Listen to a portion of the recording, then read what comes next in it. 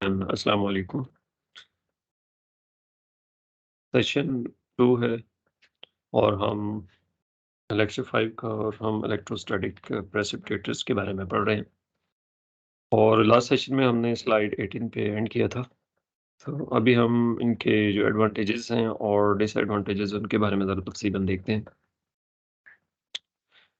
और एडवांटेजेस जो electrostatic precipitators के वो ये हैं कि सबसे पहला जो इसका मेन एडवांटेज है और जिसकी वजह से हम इसको मेन पार्टिकुलेट बेस्ड जो पॉल्यूशन है कंट्रोल डिवाइस के तौर पे यूज़ करते हैं, ठीक है?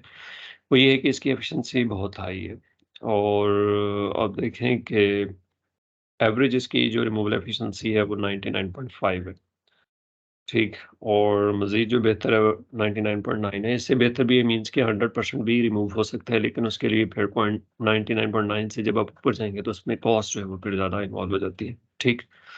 और आम तौर पे जो बिगर साइज़ के पार्टिकल्स हैं उनको तो रिमूव करते ही हैं, लेकिन जो स्मॉलर साइज़ के पार्टिकुलेट मैटर है, फाइन साइज़ के उनको भी ये रिमूव करते हैं। और दूसरा ये है कि ये दोनों तरह के जो पार्टिकुलेट मैटर है उनको रिमूव कर सकते हैं, ड्राई और वेट भी। ड्राई मीन्स कि ऐश वगैरह आ जाती है, डस्ट पार्टिकल्स हैं और इसके अलावा जो भी किसी सब्सटेंस के बाई प्रोडक्ट के तौर पे या कार्बन के तौर पे मटेरियल बनता है, ठीक है? और वेट की सूरत में जो है वो जैसे सल्फ्यूरिक एसिड है और इसके अलावा ऑयल रिफाइनरीज़ में जो कैटालिटिक मटेरियल्स हैं उनको भी रिकवर करने के लिए इस्तेमाल होते हैं। और लो प्रेशर कंडीशन पे ऑपरेट कर सकते हैं, ठीक है? ख़ासकर less than 0.5 inch of water column की सूरत में। ये इस मिनिमम इतना प्रेशर जो है वो उसके ऊपर ऑपरेट कर सकते हैं। और चूँकि जो फ़ील्ड्स हैं, mechanical fields multiple mechanical fields जो हैं वो एक ईएसपी में इंस्टॉल किए जा सकते हैं। तो इट मीन्स कि गिवन जो वॉल्यूम ऑफ एयर है, वो उसे डिवाइड किया जा सकता है नंबर ऑफ फ़ील्ड्स में। तो जितने नंबर ऑफ फ़ील्ड्स होंगे उतने आप टोटल वॉल्यूम को उसमें डिवाइड कर सकते हैं। तो इससे ये है कि लार्ज क्वांटिटीज़ ऑफ जो फ्लू गैस है उसको ये ट्रीट कर सकता है, उसमें से पार्टिकुलेट मैटर जो है वो रिमूव कर सकता है, ठीक है? और इसके अलावा जो इंतहाई हार्श जो ऑपरेटिंग कंडीशंस है उस पे ये ऑपरेट कर सकता है, जैसे टेम्परेचर अप टू 1300 जो है फ़ारेनहीट ये ऑपरेट कर सकता है। इसके अलावा हाई प्रेशर कंडीशन पे और इसके अलावा उसके जो ऑपोज़िट है वैक्यूम कंडीशन में भी ऑपरेट कर सकते हैं, ठीक हो गया। अब इसकी ये है कि ऑपरेटिंग कॉस्ट जो है वो निस्बतन लो है, लेकिन इसकी जो कैपिटल कॉस्ट है, इन्वेस्टमेंट कॉस्ट वो हाई है। वो डिसएडवांटेज में चले जाता है, वो नेक्स्ट में देखते हैं। और लेकिन जैसे मैंने बताया कि इसकी एफिशिएंसी जो है 99.5 से 99.9 तक है। अगर आप इससे भी बढ़ाएँगे तो उससे फिर कॉस्ट जो है वो बढ़ जाएगी। और डिसएडवांटेज हाई कॉस्ट है, कैपिटल कॉस्ट में ऑपरेशन कॉस्ट तो लो है लेकिन कैपिटल कॉस्ट हाई है। लेकिन जो ऑपरेशनल कॉस्ट है वो भी कंडीशनल है कि अगर आप सुपर रिमूवल चाह रहे हैं पार्टिकुलेट मैटर का तो फिर लेकिन वो भी हाई हो जाएगी। और लेकिन ये है कि ये सिर्फ़ पार्टिकुलेट मैटर को रिमूव करता है, गैसियस जो पॉल्यूटेंट्स हैं वो रिमूव नहीं होते, ठीक? और चूँकि अभी ये है कि जैसे इब्तदाई 3-4 स्लाइड्स में मैंने आपको इसकी तस्वीर दिखाई ईएसपीज़ की, इलेक्ट्रोस्टैटिक प्रेसिपिटेटर्स की, तो आपने देखा कि इनके साइज़ जो है वो बहुत मैसिव साइज़ के हैं, ठीक है? बहुत बड़े साइज़ में हैं। तो इसलिए एक बार जहाँ पे इंस्टॉल हो गए ना तो फिर ये मुश्किल होता है, ठीक है? और इनको मूव करना या किसी और जगह पे लेके जाना। एक तो ये है, दूसरा इनकी ऑपरेशनल जो लिमिटेशंस हैं वो भी एग्ज़िस्ट करती हैं कि इनको ख़ास जो फ्लो रेट है गैसेज़ का उसके लिए डिज़ाइन किया जाता है और उससे और इसी तरह की जो टेम्परेचर और प्रेशर की कंडीशन है वो भी ख़ास रेंज तक होंगी और ज़्यादा उससे फ्लक्चुएट होंगी तो फिर जो है ये इनकी एफिशिएंसी कम हो जाती है। क्योंकि साइज़ बड़ा है इसलिए स्पेस की रिक्वायरमेंट काफ़ी ज़्यादा है, ठीक है? और फिर ये कि आम तौर पे जो ईएसपीज़ जो यूज़ किए जाते हैं वो आपको पता है कि वाइड प्लेट टाइप है और वाइड प्लेट टाइप की एक लिमिटेशन वो ये है कि उसमें बैक कोरोना का जो इफ़ेक्ट है वो आ जाता है ड्यू टू हाई रेज़िस्टिविटी और जैसे कि हम इंशाल्लाह इस सेक्शन में बड़ी तफ़सीलन पढ़ेंगे दोनों कॉन्सेप्ट को, ठीक है? और फिर सेफ्टी कंसर्न्स हैं और ऑब्वियस सी बात है जब 50,000 वोल्ट से लेकर 200,000 वोल्ट तक करंट उसमें फ्लो करेगा तो और फिर उसके बाद उसमें जो अ, कोरोना है वो भी डेवलप हो जाता है। कोरोना मीन्स के आयोनाइज़ेशन का प्रोसेस है जिसके ज़रिए से फिर ग्लो पैदा होता है, ठीक? स्पार्क पैदा होना शुरू हो जाता है और उससे फिर एक्सप्लोजन के भी खतरा होता है, ठीक? उसके बाद अगर तो आप जो इलेक्ट्रोड है, डिस्चार्ज इलेक्ट्रोड वहाँ से इलेक्ट्रॉन्स जो है उसके ज़रिए से आयोनाइज़ेशन जो है वो प्रोसेस कैरी आउट किया जा रहा है तो उससे ओज़ोन फॉर्मेशन हो सकती है, ठीक? और चौथ लास्ट ये कि इसको ऑपरेट करने के लिए और मेंटेनेंस के लिए स्किल्ड जो लेबर है उसकी ज़रूरत पड़ती है और स्किल्ड लेबर की गैर मौजूदगी की सूरत में इसकी जो मेंटेनेंस या रिपेयर है वो थोड़ी-सी मुश्किल हो जाती है। ठीक है जी। अब नेक्स्ट हम चलते हैं इनके जो है कि किस तरह से प्रिंसिपल तो मैंने एक्सप्लेन कर दिया है, लेकिन इस स्लाइड नंबर 21 पे असल में वो 4 स्टेप्स हैं जिसके ज़रिए से पार्टिकुलेट मैटर जो है वो रिमूव किया जाता है बाय यूजिंग ईएसपीज़। तो पहला स्टेप में जो गैस है उसको आयोनाइज़ किया जाता है। गैस या एयर मीन कि जो फ्लू गैसेज़ हैं, पॉल्यूटेड गैसेज़ हैं और जो कि इलेक्ट्रोड डिस्चार्ज इलेक्ट्रोड में से जब गैस गुज़रती है, तो उसे आयोनाइज़ किया जाता है। आयोनाइज़ेशन का जो प्रोसेस है उसको हम क्या बोलते हैं? कोरोना। और कोरोना एक ख़ास लेवल तक जब पहुँचता है तो इसमें स्पार्क पैदा होना शुरू हो जाता है जिससे ब्लू कलर अपीयर होता है, ठीक? और दूसरा इसका जो स्टेप है उसमें पार्टिकल्स जो है पहले में जब गैस आयोनाइज़ होगी उसके मॉलिक्यूल्स आयोनाइज़ हो जाते हैं, ठीक है? और उसका तरीका ये है कि जब डिस्चार्ज इलेक्ट्रोड से इलेक्ट्रॉन्स बम्बार्ड किए जाते हैं तो वो स्ट्राइक करते हैं मॉलिक्यूल्स के साथ उनके इलेक्ट्रॉन्स को रिमूव करते हैं या उनमें ऐड अप हो जाते हैं, तो ऐड होते हैं तो नेगेटिवली चार्ज हो जाते हैं वो, राइट? और वो आयनाइज़ होंगे तब नेक्स्ट जो स्टेप है कि गैस के अंदर मौजूद जो पार्टिकुलेट मैटर है जो निस्बतन बहुत बड़े साइज़ में है कंपेयर टू गैस मॉलिक्यूल्स, तो फिर वो चार्ज होते हैं। और जब वो चार्ज होंगे तो वो फिर प्लेट की तरफ माइग्रेट करेंगे और माइग्रेट करेंगे तो जिस वेलोसिटी के साथ वो करते हैं उसको माइग्रेशन वेलोसिटी या ड्रिफ्ट वेलोसिटी बोलते हैं। ठीक हो गया जी। आमतौर पे जो प्रीवियस हमने प्रेसिपिटेटर्स पढ़े हैं सेंट्रीफ्यूगल या ग्रेविटी तो उसमें इसी वेलोसिटी को हम टर्मिनल वेलोसिटी बोलते हैं जबकि इसके केस में ईएसपीज़ के केस में इसको हम जो है वो ड्रिफ्ट वेलोसिटी बोलते हैं। ठीक हो गया या माइग्रेशन वेलोसिटी बोलते हैं।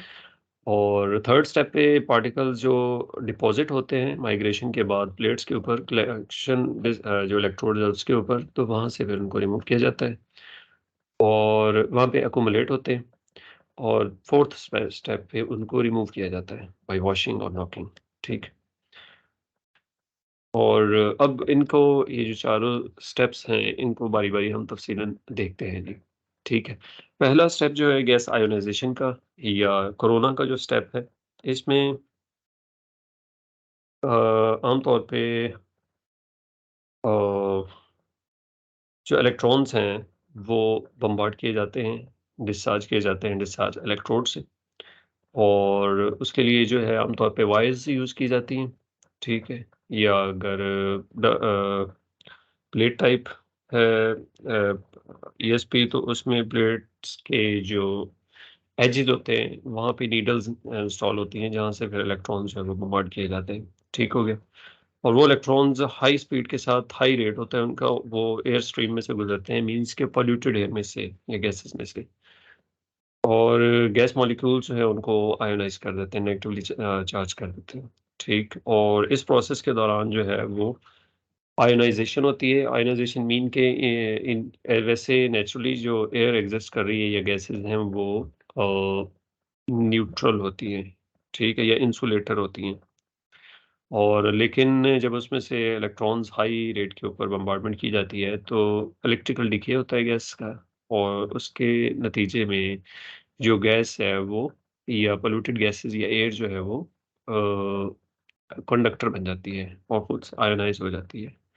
जिसकी वजह से जो है वो ब्लू कलर का जो इफ़ेक्ट है या कलर जो है वो अपीयर होना शुरू हो जाता है या ग्लो अपीयर होना शुरू हो जाता है। ठीक है और कोरोना डेवलप करने के लिए जो आम तौर पे वोल्टेज चाहिए होता है, पावर चाहिए चाहिए होती है वो 0.05 टू 0.5 किलोवाट और 1000 क्यूबिक फीट पर मिनट के हिसाब से जो है वो सेंड की जाती है। जबकि आयन डेंसिटी पर क्यूबिक मीटर के हिसाब से 7 to 8 है टन पर के हिसाब से। और अब इसमें ये होता है कि जो नेगेटिव आयन्स हैं वो माइग्रेट करते हैं, जो इज़ाफ़ी होते हैं, ठीक है? To the grounded outer plate, एक इज़ाफ़ी प्लेट प्रोवाइड की जाती है, जिसे अर्थ बोलते हैं ना आमतौर पे। अर्थ आप लोकल लैंग्वेज में टर्म यूज़ की है, सुनी होगी, जो इलेक्ट्रीशियन वगैरह यूज़ करते हैं जब वायरिंग करते हैं, तो यहाँ पे भी वही कॉन्सेप्ट यूज़ किया गया। जबकि जो पॉज़िटिव आयन्स हैं वो रिटर्न हो जाते हैं डिस्चार्ज इलेक्ट्रॉन की तरफ, ठीक है? पॉज़िटिव आयन्स आमतौर पे बनते हैं कलेक्शन प्लेट के अराउंड, जहाँ पे जो है वो न जो बैक कोरोना का इफ़ेक्ट जो है वो डेवलप होता है, ठीक है? और फर्दर तफ़सील में जाने से पहले जो है वो अ,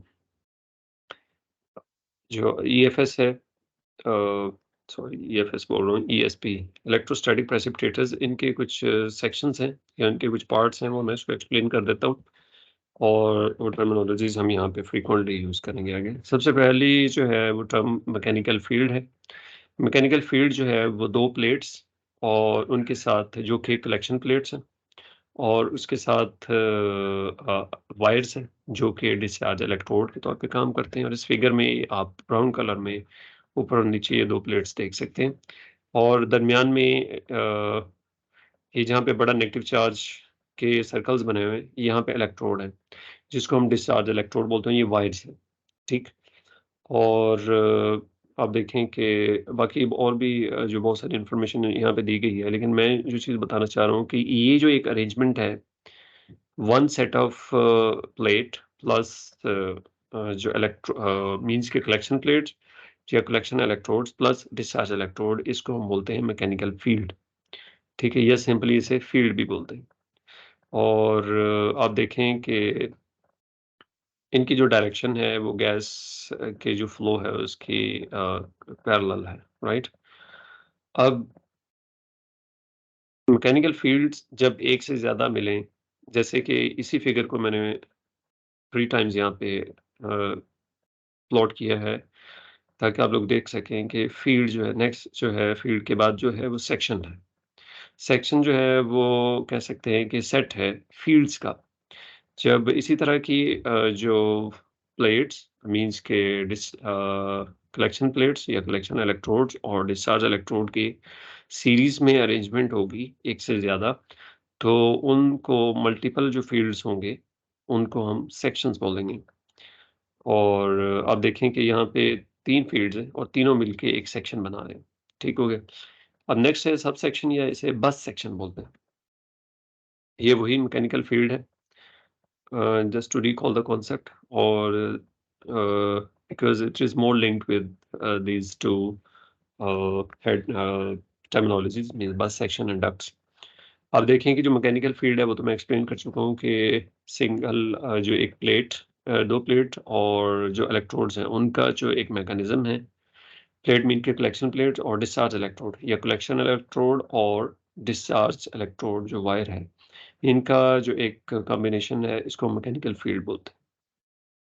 अब एक मैकेनिकल फील्ड में आप देखें जितने इलेक्ट्रोड होंगे, ये प्लेट तो 2 ही हैं, लेकिन आप देखें कि मीन्स के जो कलेक्शन प्लेट्स या कलेक्शन इलेक्ट्रोड है वो तो 2 ही हैं, लेकिन जो डिस्चार्ज इलेक्ट्रोड है वो यहाँ पे 3 दिए गए हैं। ठीक हो गया? तो इस तरह से हम ये फिगर जो नीचे आप देख सकते हैं कि 3 बस सेक्शंस बन रहे हैं या सब सेक्शंस बन रहे हैं। ठीक हो गया? और अ, जो बस सेक्शन है इसको डिफाइन आप इस तरह से कर सकते हैं कि ये एक फ़ील्ड का सबसेक्शन है जो कि स्मॉलेस्ट नंबर ऑफ प्लेट्स और वायर्स के ऊपर जो है वो कंसिस्ट होता है, राइट? और जिनको कि एक ही ट्रांसफ़ार्मर के ज़रिए से एनर्जी जो है या पावर जो है वो प्रोवाइड की जाती है। ठीक हो गया? और ये आप देख सकते हैं कि ये एक ग्रुप बन सकता है, 2 प्लेट्स और 2 कलेक्शन इलेक्ट्रोड और 1 डिस्चार्ज इलेक्ट्रोड। इसी तरह से सेकंड, ये रेड कलर में, ब्लू में सेकंड शो किया हुआ है। और अगेन जो ब्राउन है उसमें थर्ड जो है वो बस सेक्शन शो किया गया है।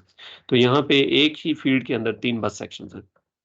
अब बस सेक्शन में ये सॉरी जो सेक्शन मैकेनिकल फील्ड है इसमें जितनी भी क्लीयरेंस बनती है 2 कलेक्शन प्लेट्स के या कलेक्शन इलेक्ट्रोड्स के दरमियान, उनको हम डक्ट्स बोलते हैं। ठीक हो गया? या पैसेज है। Duct is a passage of polluted air between the collection plates. ठीक हो गया जी? तो आई होप कि जो टर्मिनोलॉजीज़ हैं वो काफ़ी हद तक आपको क्लियर हो जाएँगी। ठीक है जी।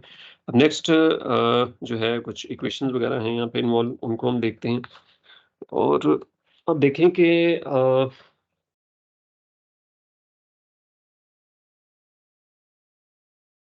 अगर आप मैक्सिमम एफिशिएंसी हासिल करना चाह रहे हैं ईएसपी की, मी एफिशिएंसी मीन के मैक्सिमम जो है वो पार्टिकुलेट मैटर रिमूव करना चाह रहे हैं, तो वो डिपेंड करता है कि इलेक्ट्रिक फील्ड की स्ट्रेंथ क्या है। अब इलेक्ट्रिक फील्ड यहाँ पे शो किया गया है इन सभी फिगर्स में, ये डॉटेड लाइन के साथ। ठीक है? आप देखें कि जो डॉटेड लाइन है इनके एरोज़ जो डिस्चार्ज इलेक्ट्रोड है उससे टुवर्ड्स कलेक्शन इलेक्ट्रोड की तरफ, इनकी डायरेक्शन, ठीक? तो ये ना सिर्फ़ इलेक्ट्रॉन के फ्लो को रिप्रेज़ेंट करता है बल्कि ये जो इलेक्ट्रोमैग्नेटिक फ़ील्ड एक्ज़िस्ट कर रहा है उसकी भी स्ट्रेंथ को और उसकी डायरेक्शन को शो कर रहा है। ठीक है जी? तो इट मीन्स कि अगर आप मैक्सिमम कलेक्शन करना चाह रहे हैं या रिमूवल करना चाह रहे हैं तो जो इलेक्ट्रिक फ़ील्ड की जो स्ट्रेंथ है वो हाईएस्ट होनी चाहिए। ठीक हो गया? और इलेक्ट्रिक फील्ड जो है वो जनरेट होता है वोल्टेज के साथ, इट मीन्स कि आपको like high quantity of voltage जो है वो हाईएस्ट क्वांटिटी में चाहिए होता है। ठीक हो गया? और इलेक्ट्रोड्स के ऊपर तो जितना ज़्यादा हाईएस्ट वोल्टेज होगा उतना ज़्यादा इलेक्ट्रिक फील्ड प्रेजेंट होगा, लेकिन अ, ये जो फ्लो है इलेक्ट्रॉन का या उसकी जो बम्बार्डमेंट है from discharge electrode towards collection plates या कलेक्शन इलेक्ट्रोड, ये उस वक़्त शुरू होती है जब कोरोना डेवलप होता है। और कोरोना जो है वो सबसे पहले कोरोना मीन के ग्लो या आयोनाइज़ेशन जो है जब होगी तो गैस मॉलिक्यूल्स ग्लो करना शुरू करेंगे। तो ग्लो सबसे पहले चूँकि जो वोल्टेज है वो हाईएस्ट होता है जो डिस्चार्ज इलेक्ट्रोड है या वायर है उसके अराउंड, उसकी सरफेस के ऊपर। तो इसलिए सबसे पहले जो ग्लो है वो डेवलप होगा या कोरोना डेवलप होगा वायर के ऊपर, डिस्चार्ज इलेक्ट्रोड के ऊपर। ठीक हो गया? और उस सूरत में कि अगर आप जो है डिस्चार्ज या कोरोना जो है वो डेवलप करना चाह रहे हैं या उसको कैलकुलेट करना चाह रहे हैं कि सबसे पहले जो आप मीन्स के ये 3 स्टेप्स हैं ना, पहले आपको वोल्टेज चाहिए, करंट पास करेंगे, हाई वोल्टेज से आपको मिलेगा इलेक्ट्रिक फील्ड से फिर उसमें जब इलेक्ट्रॉन फ्लो करेंगे तो उससे क्या होगा, आयोनाइज़ेशन स्टार्ट होगी। अब आयोनाइज़ेशन या कोरोना जो है वो अब स्टार्ट करने के लिए ज़रूरी है कि अ, आपको जो है वोल्टेज या इलेक्ट्रिक फील्ड चाहिए। अब वो इलेक्ट्रिक फील्ड यानी कि मिनिमम वो इलेक्ट्रिक फील्ड जिसके ऊपर कोरोना या आयोनाइज़ेशन या ग्लो जो है वो स्टार्ट हो जाता है, वो उसको हम ईसी से रिप्रेज़ेंट करते हैं। ठीक है? और इसको कैलकुलेट करने के लिए इक्वेशन 3.1 जो है वो यूज़ कर सकते हैं। ठीक हो गया? अब सबसे पहले जो है ये ग्लो या कोरोना या आयोनाइज़ेशन जो है ये जो डिस्चार्ज इलेक्ट्रोड है या वायर जिसमें से इलेक्ट्रॉन की बम्बार्डमेंट स्टार्ट होनी है उसके ऊपर ग्लो होता है। शुरू होता है और ये आप इस फिगर में देख सकते हैं कि सबसे पहले ये फिगर 3 और इसका जो मिडल वाला पार्ट है, इसमें आप देखें कि ये जो बिल्कुल ब्लू एक सॉलिड लाइन नज़र आ रही है आपको, ठीक हो गया? और फिर इसके बाद आप फिगर नंबर 1 की जो लेफ्ट से सेकंड है उसमें देखें, ठीक है? ये बड़ी सॉलिड लाइन है। इसके बाद फिगर 3 के ही जो लेफ्ट साइड की फर्स्ट है उसको देखें। तो इब्तिदान जो कोरोना या ग्लो जो है वो या आयोनाइज़ेशन जो स्टार्ट होगी, वो जो डिस्चार्ज इलेक्ट्रोड है, उसी के ऊपर, उसकी सरफेस के ऊपर होगी। और उस कोरोना को स्टार्ट करने के लिए जो हमें इलेक्ट्रिक फ़ील्ड चाहिए, उसकी स्ट्रेंथ जो है आप इस इक्वेशन 3.1 से कैलकुलेट कर सकते हैं। अब बताना मैं ये चाह रहा हूँ कि इब्तिदान जो है ये ग्लो या जो कोरोना है, ये बिल्कुल ऐसे यूनिफ़ॉर्म होगा, ठीक हो गया? सारी वायर के ज अलोंग। ठीक है, लेकिन फिर कुछ टाइम के बाद ये डिफरेंट पैचेज़ में या पॉइंट्स के पे मुर्तकिज़ हो जाएगा या कॉन्सन्ट्रेट कर जाएगा। जैसे कि आप फिगर 4 का ये मिडल वाली फिगर देख लें। इसी तरह बुलेट 5 पे आप ये मिडल वाली और राइट साइड वाली देख लें, ठीक हो गया। बुलेट 4 पे आप ये राइट साइड वाली फिगर देख लें, बुलेट 3 पे ये राइट साइड वाली देख लें और बाकी सारी फिगर्स देख लें, तो आप देखेंगे ये पॉइंट्स में आना शुरू हो जाता है। कुछ-कुछ पॉइंट्स के ऊपर जो है वो जो ग्लो जो है या कोरोना जो है वो कॉन्सन्ट्रेट कर जाता है, ठीक? इब्तिदान जब इसकी फ़ॉर्मेशन होती है तब ये सॉलिड लाइन की तरह होता है, जैसे कि आप देख सकते हैं बुलेट 3 और इसके जो मिडल वाली फिगर है। उसके बाद ये पॉइंट्स की सूरत में आना शुरू हो जाता है, मुख्तलिफ पॉइंट्स के ऊपर ज़्यादा अपीयर हो जाता है।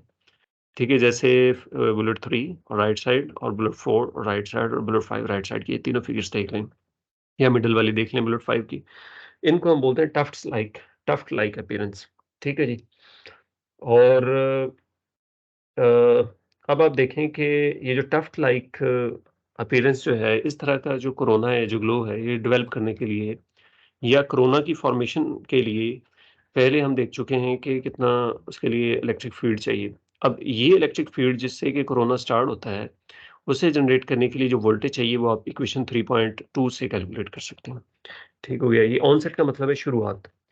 तो मीन्स कि ये वो वोल्टेज होगा जो कि जिसके ज़रिए से जो डिस्चार्ज इलेक्ट्रोड है या वायर है, उसकी सरफेस के ऊपर जो है वो ग्लो स्टार्ट हो जाएगा या आयोनाइज़ेशन स्टार्ट हो जाएगी। ठीक है? और अब आप देखें कि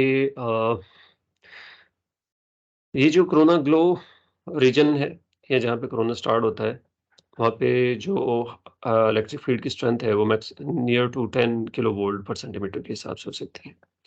और कोरोना की वजह से ये होता है कि जैसे कि मैंने बताया कि इसमें इलेक्ट्रिकल ब्रेकडाउन होता है और गैस मॉलिक्यूल जो है उनका इलेक्ट्रिकल डिके भी इसे बोलते हैं।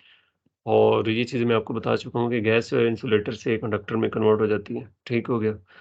और जबकि ये जो आयोनाइज़ेशन ज़ोन जो है या कोरोना ज़ोन जो कि डिस्चार्ज इलेक्ट्रोड के करीब है, वो उसमें होगा।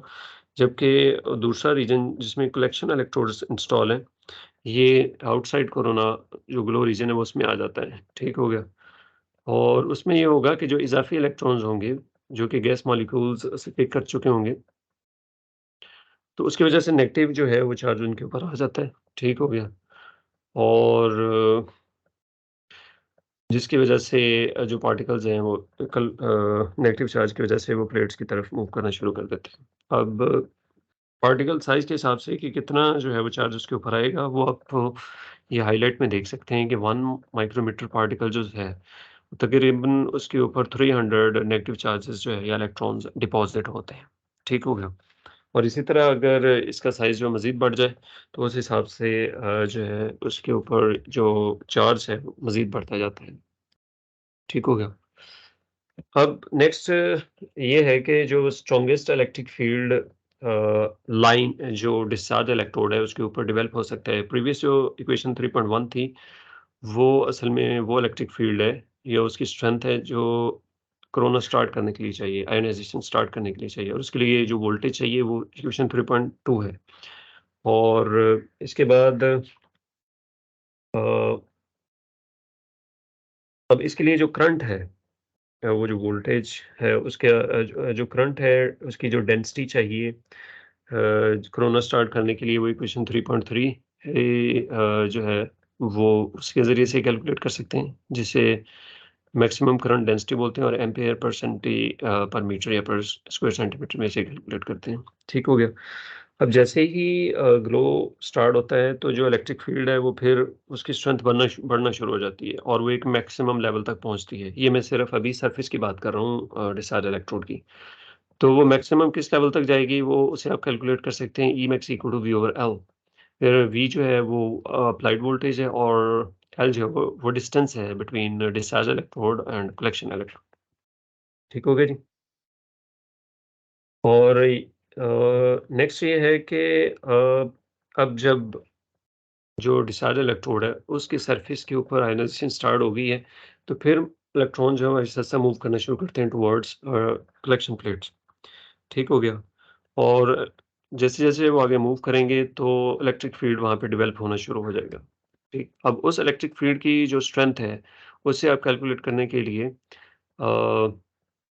या आयोनाइज़ेशन जो है वहाँ पे स्टार्ट करने के लिए यकीनन पहले इलेक्ट्रिक फील्ड 0 फिर आहिस्ता-आहिस्ता वो बढ़ना शुरू होगा और उस लेवल पे पहुँच जाएगा कि वहाँ पे भी कोरोना जो रीज़न है वो स्टार्ट हो जाएगा बनना और आयनाइज़ेशन स्टार्ट हो जाएगी। अब ये अदर देन सरफेस है, मीन्स के डिस्चार्ज इलेक्ट्रोड और जो कलेक्शन इलेक्ट्रोड्स हैं, उन दोनों के दरमियान जितने भी जो एरिया बनता है, उसमें कोरोना या आयनाइज़ेशन स्टार्ट करने के लिए जो इलेक्ट्रिक फील्ड की स्ट्रेंथ चाहिए, वो आप इक्वेशन 3.5 से कैलकुलेट कर सकते हैं। ठीक हो गया जी? अब ये है कि यहाँ पे एक और चीज़ इसमें आ जाती है, वो ये कि जैसे-जैसे जो इलेक्ट्रॉन्स हैं, ये स्ट्राइक करते हैं गैस मॉलिक्यूल्स के साथ, तो उनको आयनाइज़ करते हैं। आयनाइज़ करने के बाद वो फिर गैस मॉलिक्यूल्स जो हैं, वो पार्टिकुलर मैटर को आयनाइज़ करते हैं और फिर वो पार्टिकल्स नेगेटिवली चार्ज जब उनके ऊपर आ जाता है, तो वो माइग्रेशन वेलोसिटी के साथ मूव करते हैं टुवर्ड्स कलेक्शन प्लेट्स और कलेक्शन प्लेट के ऊपर डिपॉज़िट होना शुरू हो जाते हैं। अब यहाँ पे एक नया फिनोमिना जो है वो पीछे मैं वाइट प्लेट ईएसपी के केस में एक्सप्लेन कर चुका हूँ, जो कि लॉसेस का बाइस बनता है ईएसपी की एफिशिएंसी में और वो है जी बैक कोरोना या रेजिस्टिविटी। ठीक हो गया? और रेजिस्टिविटी जो है ये कंडक्टिविटी के ऑपोज़िट है। कंडक्टिविटी जो है वो आप जानते हैं कि कैपेसिटी है किसी भी सब्सटेंस की कि वो कितना जो है इलेक्ट्रिक करंट को अलाउ करता है कि वो पास करें, जबकि रेजिस्टिविटी इसका ऑपोज़िट है। ठीक हो गया जी? और अब होता ये है कि जैसे-जैसे पार्टिकल्स उसके ऊपर कलेक्शन प्लेट के ऊपर डिपॉज़िट होते हैं, तो वो अपना जो चार्ज है, उसके ऊपर नेगेटिव चार्ज है, वो ट्रांसफ़र कर देते हैं प्लेट को। ठीक हो गया? और जब मीन्स के वो जो उसके इज़ाफ़ी इलेक्ट्रॉन्स होते हैं, वो ट्रांसफ़र करते हैं प्लेट को और जब इलेक्ट्रॉन्स फ्लो करते हैं, तो इसी को हम बोलते हैं कि ये करंट है। तो इट मीन्स कि सर्किट मुकम्मल होता है और इससे जो करंट जो है, वो फ्लो करना शुरू कर देता है between particles and collection plate. ठीक हो गया? और जब ये पार्टिकल्स अपना जो चार्ज है या इलेक्ट्रॉन्स हैं, वो ट्रांसफ़र करते हैं, तो उससे जो कलेक्टेड लेयर है पार्टिकुलेट मैटर की, उसका चार्ज कम होना शुरू हो जाता है। ठीक हो गया? और वोल्टेज जो है, वो ड्रॉप आ जाता है बिटवीन डिस्चार्ज अ, इलेक्ट्रोड और दूसरा जो है वो कलेक्शन प्लेट। अब इसमें जो है 2 केसेस बन सकते हैं रेज़िस्टिविटी के और रेज़िस्टिविटी की जो आमतौर पे रेंज है ये डिफरेंट मटेरियल्स के लिए डिफरेंट है। मटेरियल्स मीन्स की जो पार्टिकुलेट मैटर है, ठीक है? और इसकी जो एवरेज रेंज है वो जो कोल फायर्ड पावर प्लांट्स हैं उनसे जो ऐश एमिट होती है उसकी जो रेज़िस्टिविटी है वो 10⁻⁹ टू 10 ओम सेंटीमीटर है। ठीक हो गया? और ये वो रेंज है जिसके ऊपर के ईएसपीज़ जो हैं वो बेहतरीन परफ़ॉर्मेंस देते हैं। बेहतरीन मीन्स कि उनकी बैक कोरोना इफ़ेक्ट भी मिनिमम होता है, रेज़िस्टिविटी भी मिनिमम होती है, ना होने के बराबर होती है और एफ़िशिएंसी जो है रिमूवल एफ़िशिएंसी वो मैक्सिमम अटेन होती है। अब यहाँ पे 2 केसेज़ हैं कि उस सूरत में कि अगर रेज़िस्टिविटी जो है वो बहुत लो हो, लो मीन्स कि अगर ये 10⁻⁴ से इसकी जो वैल्यू है वो कम हो जाती है रेज़िस्टिविटी, तो उस सूरत में क्या होगा? अ, उस सूरत में रेज़िस्टिविटी कम होने का मतलब ये है कि कंडक्टिविटी ज़्यादा है, राइट? और कंडक्टिविटी ज़्यादा होने की वजह से मतलब ये हो रहा है, इसका मतलब ये बनता है कि कलेक्शन प्लेट के ऊपर जो डस्ट डिपॉज़िट है, वो उस सूरत में बेहतरीन कंडक्टर होगी। ठीक हो गया? और जब वो कंडक्टर होगी तो जो इलेक्ट्रोस्टैटिक चार्ज है उसके ऊपर वो ज़्यादा तेज़ी के साथ ड्रेन हो जाएगा। ठीक है? जब वो ज़्यादा तेज़ी से ड्रेन होगा तो पार्टिकल्स जो हैं वो लूज़ होना शुरू हो जाएँगे। क्योंकि पार्टिकल उस कलेक्शन प्लेट के साथ उसी करंट के ज़रिए से या जो अपोज़िट चार्ज होता है उसके ज़रिए से वो कनेक्टेड होते हैं। और जब वो हाई कंडक्टिविटी की वज़ह से या लो रेज़िस्टिविटी की वज़ह से वो जल्दी करंट ड्रेन करेगा, तो उसकी वज़ह से वो लूज़ हो जाते हैं और पार्टिकल जो है वो दोबारा से गैस स्ट्रीम का हिस्सा बनना शुरू हो जाते हैं, ठीक है? जिसको री-एन्ट्रेनमेंट बोलते हैं। और उस सूरत में कि अगर नंबर ऑफ फ़ील्ड्स ज़्यादा हों, नंबर ऑफ सेक्शन ज़्यादा हों, नंबर ऑफ बस सेक्शन ज़्यादा हों और हर में से कुछ ना कुछ मटेरियल री-एन्ट्रेन करे, वापस गैस स्ट्रीम में हिस्सा बने तो उससे जो ईएफएस है उसकी एफिशिएंसी जो है वो निस्बतन कम हो जाती है। ठीक है, अब सेकंड केस इसका जो बनता है वो ये कि अगर रेसिस्टिविटी जो है जो ईएसपी की ऑप्टिमम रेंज है, मैक्सिमम जो अपर लिमिट है, अगर उससे जो कि 10 रेज़ पावर 10 है उससे एक्सीड करेगी, तो उस सूरत में जो डिपॉज़िटेड लेयर है पार्टिकुलेट मैटर की, वो इंसुलेटर का काम करेगी। ठीक हो गया? और इस सूरत में जो चार्ज है वो ड्रेन नहीं होगा। ठीक हो गया? मीन्स के जो पार्टिकल की लेयर है, उसके ऊपर जो नेगेटिव चार्ज है वो सस्टेन करेगा और नेगेटिव चार्ज ज़्यादा देर तक सस्टेन करने की वजह से बाज़ दफ़ा वोल्टेज इतना ज़्यादा हाई हो जाता है कि आयोनाइज़ेशन वहीं पे स्टार्ट हो जाती है कलेक्शन प्लेट्स के अराउंड, ठीक? और जब वहाँ पे आयोनाइज़ेशन स्टार्ट होगी तो वो हम इसे बोलते हैं कि ये बैक कोरोना। बैक कोरोना इसलिए भी कि अब जो पार्टिकल्स चार्ज होंगे उनके ऊपर ऑपोज़िट चार्ज होगा, पॉज़िटिव। अब ये जो पॉज़िटिव चार्ज पार्टिकल्स हैं ये अ, जो नए नेगेटिवली चार्ज पार्टिकल्स आ रहे हैं, उनके साथ कोलाइड करते हैं और उनकी जो चार्ज है या तो उन्हें न्यूट्रलाइज़ कर देते हैं या उनकी का जो चार्ज है उसे कम कर देते हैं। जिससे कि वो पार्टिकल्स प्लेट की तरफ माइग्रेट करने की बजाय सीधा गैस स्ट्रीम में निकल जाते हैं।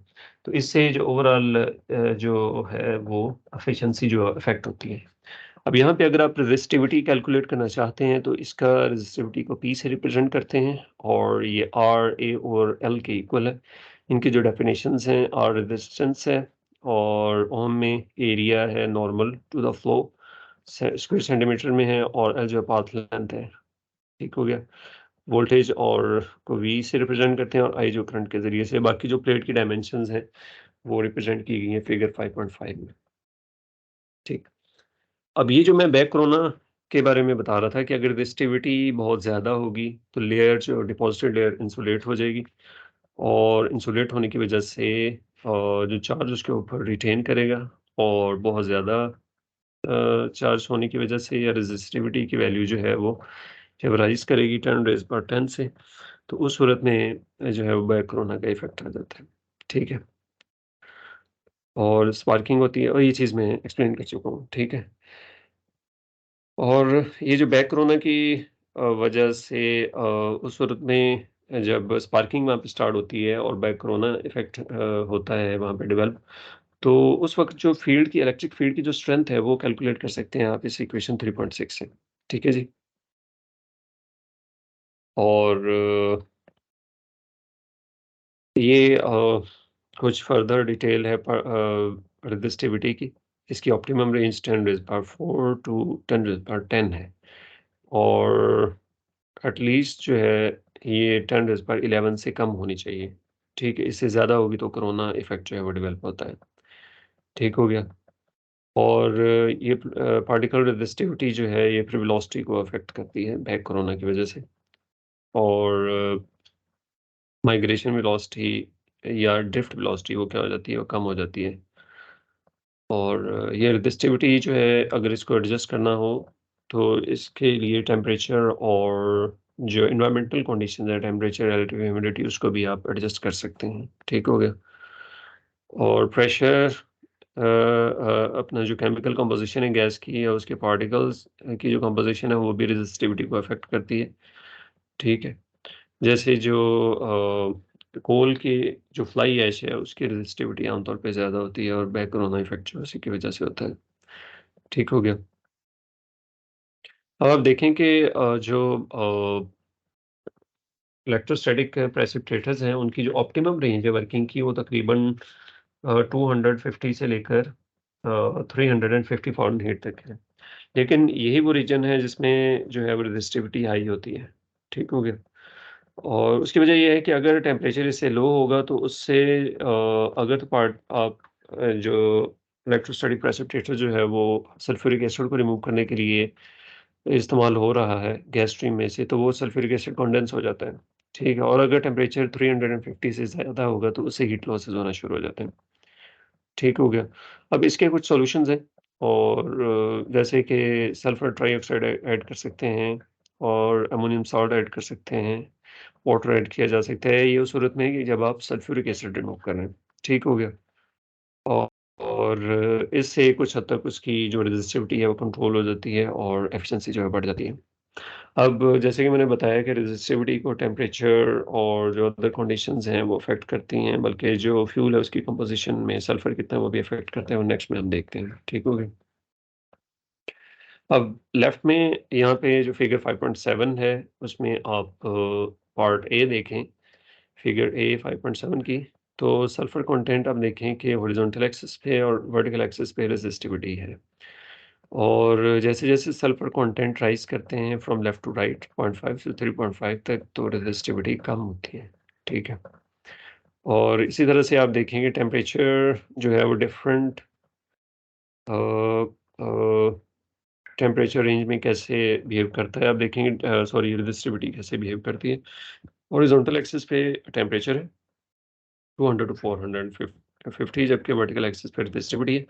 आप देखें कि रेज़िस्टिविटी जो है वो इस रेंज में, ये जो ऑप्टिमम रेंज है 250 से 350, इसमें रेज़िस्टिविटी हाईएस्ट है, लेकिन यही ऑप्टिमम कंडीशन है उस सूरत में कि अगर आप ईएसपीज़ को यूज़ कर रहे हैं लिक्विड पार्टिकुलेट मैटर को रिमूव करने के लिए।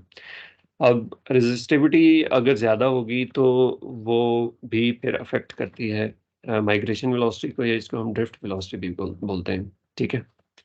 हॉरिज़ॉन्टल एक्सिस पे जो है वो रेज़िस्टिविटी है, और वर्टिकल एक्सिस पे जो है वो इफ़ेक्टिव ड्रिफ्ट वेलोसिटी या माइग्रेशन वेलोसिटी है। आप देखें कि लेफ्ट टू राइट जैसे जो है वो रेज़िस्टिविटी बढ़ेगी, तो माइग्रेशन वेलोसिटी जो है वो कम होना शुरू हो जाती है। ठीक है।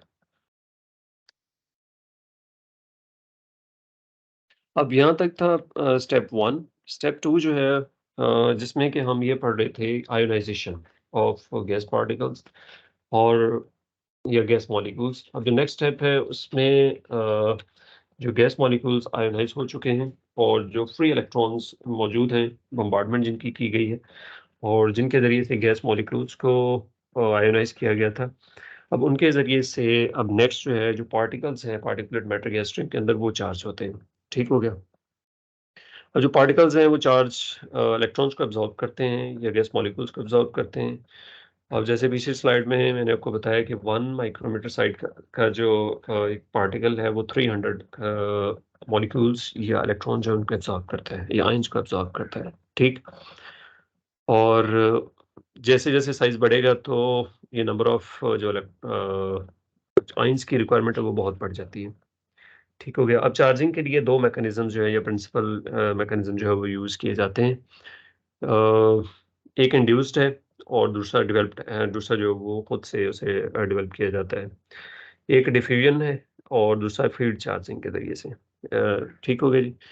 और डिफ्यूज़ चार्जिंग आम तौर पे उसका फॉर्मेशन इस तरह से होती है कि as indicated by it's name, ये इंड्यूस्ड है, ठीक है? खुद से डेवलप नहीं किया जाता इसे, बल्कि ऑटोमैटिकली विदिन सिस्टम डेवलप होता है। और इसमें ये है कि एक जो पार्टिकुलेट मैटर है उसके ऊपर कुछ आयन्स जो है वो डिपॉज़िट हो चुके हैं। अब जो नेक्स्ट आयन्स आके उसके ऊपर डिपॉज़िट होने की कोशिश कर रहे हैं, तो एक्सिस्टिंग जो आयन्स हैं वो उनको रिपेल करते हैं। अब उनकी उस रिपल्शन को ओवरकम करने के लिए जो न्यू कमिंग आयन्स हैं वो थर्मल काइनेटिक एनर्जी जो है वो एमिट करते हैं और फिर वो डिपॉज़िट हो जाते हैं। अब वो थर्मल काइनेटिक एनर्जी जो है वो भी डिफ्यूज़न चार्जिंग का उसको जो है हम कहते हैं, इसे डिफ्यूज़न चार्जिंग बोलते हैं। अब जो फील्ड चार्जिंग है ये सिंपली जब इलेक्ट्रॉन जो है उनकी बम्बार्डमेंट की जाती है और वो डिस्चार्ज इलेक्ट्रोड से जो कलेक्शन प्लेट्स हैं, इलेक्ट्रोड्स हैं, उनकी तरफ फ्लो करते हैं, तो उस दौरान जो है ये फील्ड चार्जिंग का जो मैकेनिज़्म है वो डेवलप होता है और जिसके ज़रिए से जो है वो पार्टिकल जो है वो चार्ज होते हैं। आमतौर पे जो डिफ्यूजन चार्जिंग है इसमें स्मॉलर साइज़ के पार्टिकल, ख़ासकर जिनका साइज़ 0.5 माइक्रोमीटर से कम है, वो आयोनाइज़ होते हैं और फील्ड चार्जिंग का जो मैकेनिज़्म है उसके ज़रिए से वो पार्टिकल्स जिनका साइज़ 2 माइक्रोमीटर से ज़्यादा है वो चार्ज होते हैं। अब अगर आप डिफ्यूजन चार्जिंग में जो अ,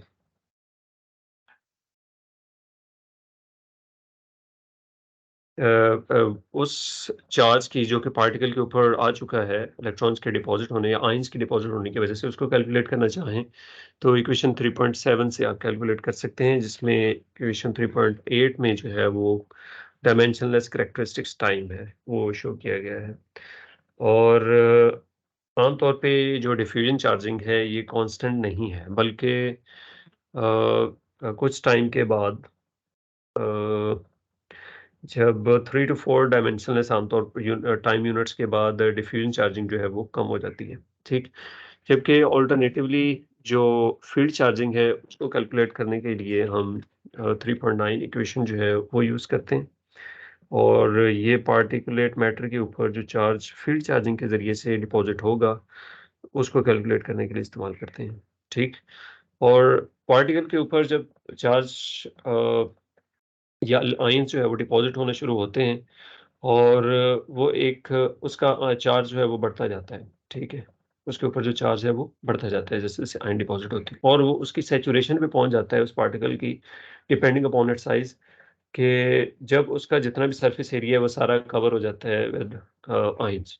तो जब उसका एरिया मुकम्मल तौर पे कवर अप हो जाएगा आयन्स के ज़रिए से, तो उस वक़्त जो उसके ऊपर चार्ज होगा उसको हम सैचुरेशन चार्ज बोलते हैं, जो कि इक्वेशन 3.10 के ज़रिए से कैलकुलेट कर सकते हैं, ठीक है? और इसके जो पैरामीटर्स हैं उनकी डेफिनिशन साथ में गिवन है। अब जैसे कि मैंने बताया कि जो डिफ्यूजन चार्जिंग है दो कि वो कांस्टेंट नहीं रहती, स्लो हो जाती है बाद में। लेकिन जो फील्ड चार्जिंग है वो कंटीन्यूअस प्रोसेस है और कंटीन्यूअस और कंसिस्टेंट प्रोसेस है, ठीक? लेकिन फिर भी जो ओवरऑल पार्टिकुलेट मैटर के ऊपर चार्ज डेवलप होता है अंटिल सैचुरेशन वो इन दोनों का कॉम्बिनेशन के ज़रिए से होता है। तो इसलिए इन दोनों का क्या जो क्युमुलेटिव चार्ज है वो इक्वेशन आप 3.12 से कैलकुलेट कर सकते हैं, ठीक है? अब यहाँ से जब पार्टिकल जो है वो चार्ज हो चुके हैं तो फिर थर्ड स्टेप में वो माइग्रेट करते हैं towards dust particles sorry towards collection electrodes या कलेक्शन प्लेट्स और जिस वेलोसिटी के साथ वो गैस स्ट्रीम से डेविएट करेंगे और जाके डिपॉज़िट होंगे उसको हम ड्रिफ्ट वेलोसिटी बोलते हैं। और कलेक्शन ज़ोन में जो इलेक्ट्रिक फ़ील्ड है वो उसकी वो डिपेंड करता है एक तो कि इसके ऊपर के सॉरी जो चार्ज्ड अप पार्टिकल्स हैं वो किस वेलोसिटी के साथ जाएँगे ट्रैवल करेंगे, उसको हम बोलते हैं ड्रिफ्ट वेलोसिटी या माइग्रेशन वेलोसिटी वो आप कैलकुलेट कर सकते हैं इक्वेशन 3/14 के ज़रिए से। लेकिन जो फ़ोर्स उनके ऊपर डेवलप होगी उस चार्ज की वज़ह से जो पार्टिकल के ऊपर है, वो फ़ोर्स प्रोडक्ट है पार्टी के ऊपर जो चार्ज है उसका और जो इलेक्ट्रिक फ़ील्ड एक्सिस्ट करता है between discharge electrode and collection electrode इन दोनों के प्रोडक्ट के इक्वल है और वो इक्वेशन 3/13 से कैलकुलेट किया जा सकता है। और ये जो फ़ॉर्मूला यहाँ पे गिवन है 3/14 ये आपको थ्योरेटिकल जो ड्रिफ्ट वेलोसिटी है या इसको माइग्रेशन वेलोसिटी है वो है, ठीक है? और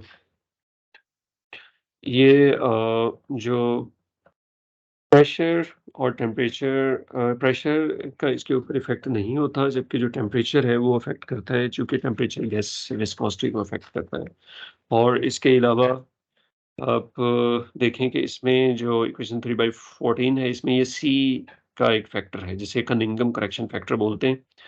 और कनिंघम करेक्शन जो है, ये स्टोक्स जो फ़ॉर्मूला है ड्रिफ्ट वेलोसिटी का उस पे जो है यूज़ किया जाता है चूँकि ड्रिफ्ट वेलोसिटी जो है पार्टिकल्स की वो कम हो जाती है ड्यू टू डिफ्यूजन, ठीक है? और उसकी वेलोसिटी के अंदर जो कमी आती है उसको ओवरकम करने के लिए कनिंघम करेक्शन फैक्टर जो है वो यूज़ किया जाता है, ठीक?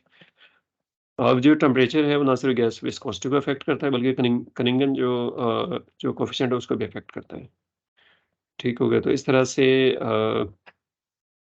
जो है वो टेम्परेचर जो है वो आप कह सकते हैं कि इसकी वेलोसिटी को अफ़ेक्ट करता है, माइग्रेशन वेलोसिटी को। ठीक हो गया। और दूसरा ये है कि चूँकि ये थ्योरेटिकल है इसमें बहुत सारी assumptions हैं, इसलिए जो फार्मूला के ज़रिए से वेलोसिटी कैलकुलेट करते हैं, वो कुछ हद तक डिफरेंट होती है, जो एक्चुअल फील्ड में मेजरमेंट की जाती है। तो इसलिए इसके लिए पायलट्स के जो स्टडीज़ है, वो कंडक्ट की जाती हैं। और जो एक्चुअल फील्ड ESP के अंदर जो वेलोसिटीज़ होती हैं, जो एक्जिस्टिंग ESPs इंस्टॉल किए होते हैं, तो जहाँ पे इंस्टॉल करना है, उससे सिमिलर कंडीशन अगर किसी और इंडस्ट्री में एग्ज़िस्ट कर रही हैं, तो वहाँ पे पायलट स्केल स्टडीज़ जो है वो कंडक्ट करके इनकी जो वेलोसिटीज़ है वो कैलकुलेट की जाती हैं। अब ये जो डिफ़रेंस क्यों आता है? डिफ़रेंस की जो वजूहात हैं वो एक तो ये है कि जो सॉफ्टवेयर वगैरह यूज़ किए जाते हैं थ्योरेटिकल वेलोसिटी को कैलकुलेट करने के लिए, वो इतने एक्यूरेट नहीं हैं। दूसरा ये होता है कि जो गैस मॉलिक्यूल्स हैं, गैस के अंदर आपको पता है कि टर्बुलेंट फ्लो भी होता है। ठीक है, डिफ्यूजन की वजह से, और उस टर्बुलेंट की वजह से भी जो वेलोसिटी आप कैलकुलेट करते हैं वो कुछ ना कुछ डेविएट कर जाती है।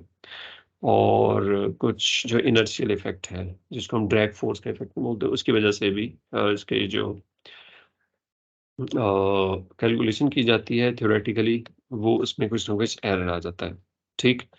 अब इन सभी के पीछे जो फैक्टर्स हैं अंडरलाइंग फैक्टर्स है, वो एक तो ये है कि स्टोक्स लॉ जो है, वो वायलेट होता है। और आपको पता है कि ख़ासकर जो लार्जर साइज़ के पार्टिकल हैं, उनके केस में स्टोक्स लॉ का जो रेनॉल्ड कोएफ़िशिएंट है, वो बढ़ जाता है 1 से, और उस सूरत में स्टोक्स लॉ एप्लीकेबल नहीं रहता। और दूसरा जो है गैस डेंसिटी जो है, ख़ासकर हाई प्रेशर कंडीशन में वो इफ़ेक्ट करती है, और इलेक्ट्रिक फ़ील्ड जितना चाहिए, उससे भी अगर एक्सीड कर जाता है, तो वो भी फिर जो है थ्योरेटिकली जो आप वेलोसिटी कैलकुलेट करते हैं, उसको ये इफ़ेक्ट करता है। ठीक है जी? अब factors affecting the effective migration velocity and efficiency, और ये चीज़ें मैं आपको पहले एक्सप्लेन कर चुका हूँ, ठीक है जी। और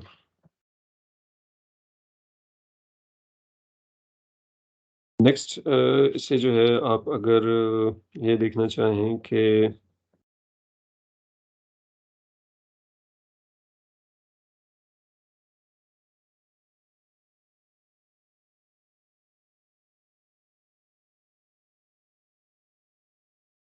एन जो है यहाँ पे रिप्रेजेंट कर रहा है particle concentration of size r at the exit of the collecting plate. ये प्लेट के ऊपर जो पार्टिकल डिपॉजिट होंगे, उनकी कंसंट्रेशन डिटरमिन करने के लिए इक्वेशन 3/15 जो है वो यूज़ की जाती है। और अ, ठीक है, और उसके बाद अगर तो कुछ पार्टिकल जो हैं वो कोरोना, बैक कोरोना की वजह से या जो अदर फैक्टर्स हैं, उनकी वजह से रह जाएँ, तो बाकी जो रिमूव हो जाते हैं, वो एफिशिएंसी है, जो कि इक्वेशन 3/18 से कैलकुलेट करते हैं। और जो रिमूव नहीं होते, वो पेनिट्रेट कर जाते हैं, और वो मतलब उन्हें ईएसपी जो वो रिमूव नहीं कर पाता, और वो प्लेट्स की तरफ डेविएट नहीं करते, माइग्रेट नहीं करते। तो उसको आप पेनिट्रेशन कैलकुलेट कर सकते हैं इक्वेशन 3/17 के ज़रिए से। ठीक है जी? और लास्ट जो है, जब पार्टिकल्स डिपॉज़िट हो जाते हैं, तो उसके बाद उन्हें जब रिमूव करना है, तो जो 4th स्टेप है, उसमें वो प्रोसेस इन्वॉल्व है। ठीक हो गया? लेकिन इसमें 2 प्रोसेस जो है वो बहुत अहम है, जिसके ज़रिए से लॉसेस जो है वो अकर होते हैं। एक तो बैक कोरोना है और रेसिस्टिविटी है, और इसके अलावा जो है वो स्नीकेज का है, और दूसरा जो है रैपिंग री-एन्ट्रेनमेंट है। ठीक हो गया जी? एक तो री-एन्ट्रेनमेंट जो है वो बैक कोरोना की वजह से, दूसरी री-एन्ट्रेनमेंट जो है वो जब रैपिंग कर रहे होते हैं, और पार्टिकुलेट मैटर को जो डिपॉज़िटेड होते हैं कलेक्शन प्लेट्स के ऊपर या कलेक्शन इलेक्ट्रोड्स के ऊपर, जब उनको रिमूव किया जाता है, तो उस सूरत में भी अ अ, उस सूरत में भी जो है वो कुछ ना कुछ जो पार्टिकुलेट मैटर वो दोबारा गैस स्ट्रीम का हिस्सा बन जाते हैं। ठीक हो गया? और आम तौर पे जो पार्टिकल्स को रिमूव किया जाता है, उसके 2 मैकेनिज़म्स हैं। एक ड्राई है और दूसरा वेट है। ड्राई में वाइब्रेशन के ज़रिए से, ड्राई में रैपर्स यूज़ किए जाते हैं, या ड्राई में हैमरिंग के ज़रिए से रिमूव किए जाते हैं। और वेट में जो है वाटर जो है उसके ज़रिए से वाटर फ्लो करवाया जाता है, या पोर किया जाता है, उसके ज़रिए से वो लिक्विड फॉर्म में, स्लरी की फॉर्म में नीचे ऑपर में इकट्ठे हो जाते हैं। ठीक हो गया? और आमतौर पे लेयर को तब रिमूव किया जाता है जब उसकी जो थिकनेस है 1/8 टू 1/4 इंच तक पहुँच जाए। ठीक हो गया? और जब उसे रिमूव किया जाता है तो उसमें डिपॉज़िटेड लेयर को तो एक चीज़ इंश्योर की जाती है, ये मैं पहले बता चुका हूँ इब्तदाई स्लाइड्स में, कि वो लेयर फॉर्म में नीचे आनी चाहिए प्रॉपर में।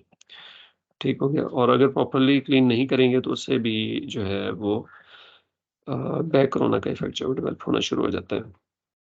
ठीक? अब यहाँ पे 2 तरह के लॉसेस जो हैं वो होते हैं, और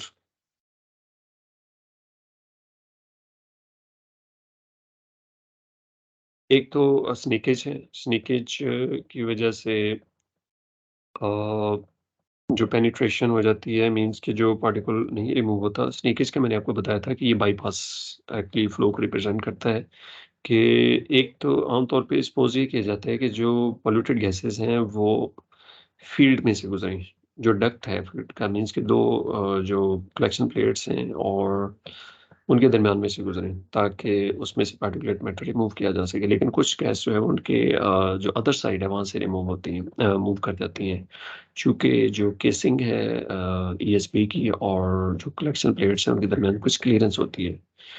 और वजह मैंने ये बताई थी कि कलेक्शन प्लेट्स के ऊपर हाई वोल्टेज होता है, करंट कंडीशंस होती हैं, ठीक है? हाई करंट कंडीशन में आपको ऑपरेट हो रहा था। तो उस चीज़ से अवॉइड करने के लिए उसमें क्लीयरेंस छोड़ी जाती है जिसमें से गैस जो है वो पास करती है। और अगर एक से ज़्यादा फ़ील्ड्स एक्सिस्ट करें तो उस सूरत में अगर और हर फ़ील्ड में से जो है वो पास करे, बाईपास कर जाए, तो उससे जो है फिर एफिशिएंसी जो है वो मुतासर होती है, क्योंकि बहुत सारा मटेरियल जो है वो उस गैस के अंदर ही रह जाता है। अब इसको कम करने के लिए जो है उसे मिक्सिंग करना ज़रूरी है, ठीक हो गया? आमतौर पे अगर इन बिटवीन जो प्लेट्स हैं उसमें से आप मिक्सिंग के ज़रिए से जो है वो गैस को मीन्स के जो बाईपास कर रही है और जो विद इन द डक्ट जो है वो फ्लो कर रही है, उनको अगर आप मिक्स भी कर दें तो उससे कुछ फ़र्क पड़ता है, ठीक है? उससे जो है पार्टिकुलेट मैटर कुछ रिमूव हो जाता है जो बाईपास की हुई गैस है उसमें से। लेकिन जो आखिर वाली प्लेट्स होती हैं, और उस सूरत में कि अगर एक से ज़्यादा जो है वो सेक्शंस हैं, ठीक?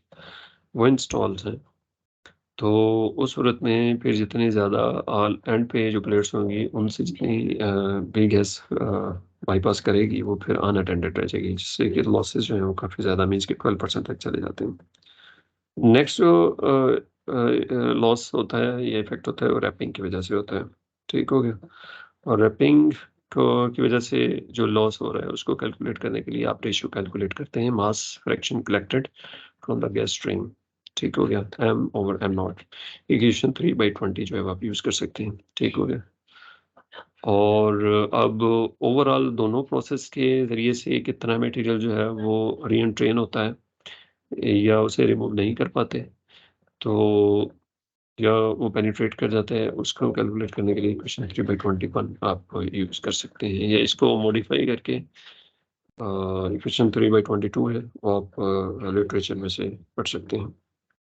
ठीक है जी? यहाँ पे सेशन को मैं एंड करता हूँ जी। अ, बल्कि अभी कुछ मिनट बाकी हैं, तो इसको मज़ीद हम कंटिन्यू करते हैं। यहाँ पे हम जो डिज़ाइन का प्रोसेस है, उसको तफ़सीलन पढ़ते हैं। अ, बेसिक जो इसके फंडामेंटल्स हैं और कुछ डिज़ाइन, उसके बाद हम आगे जो नेक्स्ट है वो डिज़ाइन कंसिडरेशन की तरफ जा रहे हैं। तो इलेक्ट्रोस्टैटिक प्रेसिपिटेटर्स को डिज़ाइन करने के लिए जो चीज़ें आपको चाहिए होती हैं वो साइज़ है प्लेट्स की, और उनकी प्लेट्स की कॉन्फ़िगरेशंस हैं, और उसके बाद पावर रिक्वायरमेंट्स कितनी हैं वो इसमें आ जाती हैं। और फिर इसके बाद स्ट्रक्चरल रिक्वायरमेंट्स होती हैं, और रैपिंग मैकेनिज़्म जो है, डस्ट रिमूवल मैकेनिज़्म जो है, और परफॉर्मेंस मॉनिटरिंग जो है, वो सारे इसमें एस्पेक्ट आ जाते हैं जब आप डिज़ाइन करने की बात करते हैं। डिज़ाइन करने के लिए 2 जो है वो पैरामीटर्स जो है मेन यूज़ किए जाते हैं। एक स्पेसिफिक कलेक्टिंग एरिया है और दूसरा है एक्चुअल कलेक्टिंग एरिया, ठीक है? और पहले हम देखते हैं कि स्पेसिफिक कलेक्टिंग एरिया क्या है और इसे किस तरह से कैलकुलेट किया जाता है, और इसमें भी 2 कंडीशंस हैं, और फिर हम देखेंगे कि जो एक्चुअल कलेक्टिंग एरिया है वो क्या, कैसे उसे, उसकी डेफिनिशन क्या है और कैसे उसे कैलकुलेट किया जाता है। और लास्ट में हम जो इलेक्ट्रोस्टैटिक प्रेसिपिटेटर की जो कंप्लीट डिज़ाइनिंग है वो उसको हम न्यूमेरिकल प्रॉब्लम देखेंगे। अब स्पेसिफिक कलेक्टिंग एरिया जो है ये टोटल जो कलेक्टर प्लेट एरिया है उसको रिप्रेजेंट करता है और ये रेशियो है divided by gas volume flow rate और इसके जो यूनिट्स हैं वो आमतौर पे तो एरिया ओवर फ्लो है। ठीक, एरिया जो है अगर आप स्क्वायर मीटर में ले लें तो फ्लो है क्यूबिक मीटर पर सेकंड में और इसको अगर सिंप्लीफाई करें तो ये सेकंड पर मीटर बनता है। एफएस सिस्टम में सेकंड पर फीट बनता है। ठीक हो गया। और अगर आप ये जानना चाहें कि स्पेसिफिक कलेक्टिंग एरिया है क्या चीज़ और डेफिनेशन के बाद तो इसका यूज़ क्या है? तो स्पेसिफिक कलेक्टिंग एरिया जो है ये असल में it's a measure of density of collection plates. Collection plates की जो डेंसिटी है उसको प्रेज़ेंट करता है, ठीक है?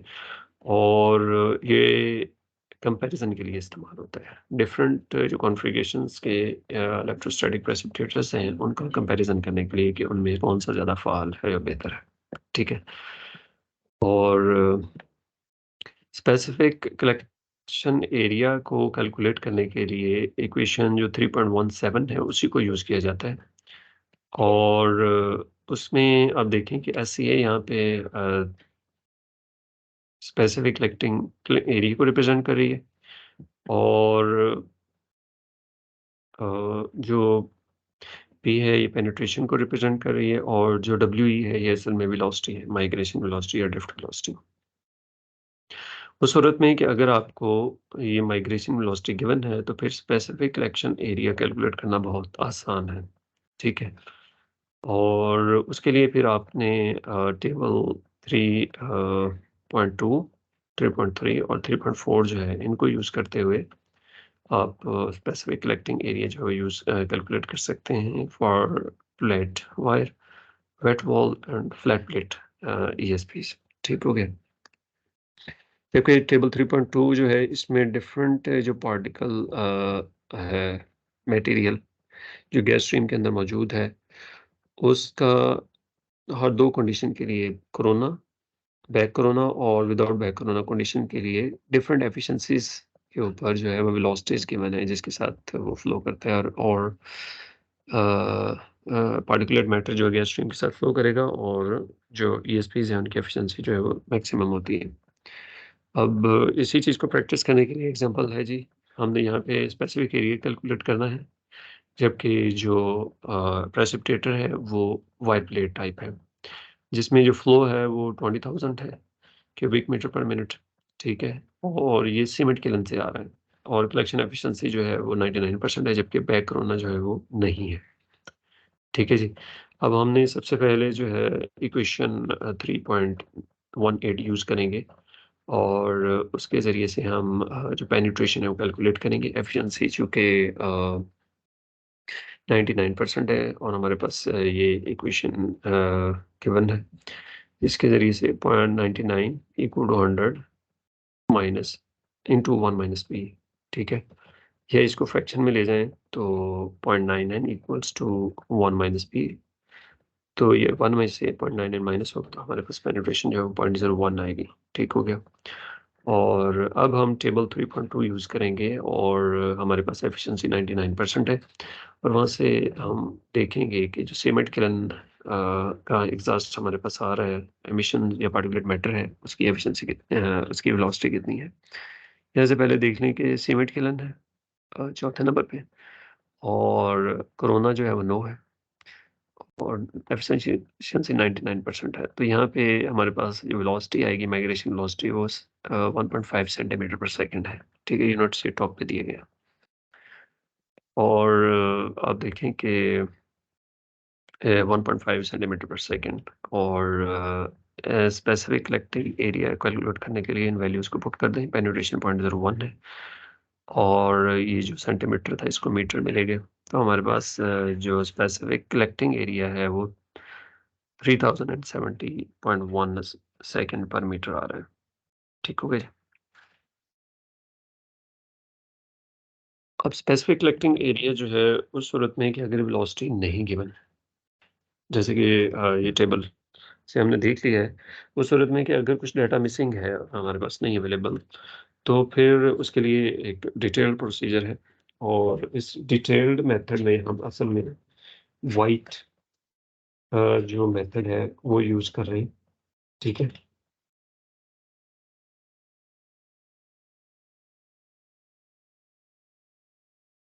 और इस मेथड के तकरीबन 15 स्टेप्स हैं, ठीक हो गया?